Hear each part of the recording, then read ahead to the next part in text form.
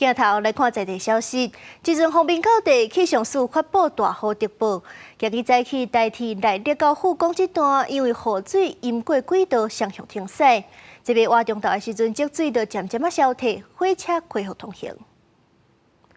这阵雷公雨势落较真凶，代替今日早起要挖10点，因为内力到中立保心之间这雨水是淹过轨道，双向未通，代替有安排公路接送。这阵要挖到的时阵，这内力到富港之间的积水就已经渐渐退掉，已经恢复双向通车，嘛已经取消公车的接送。这个共是有影响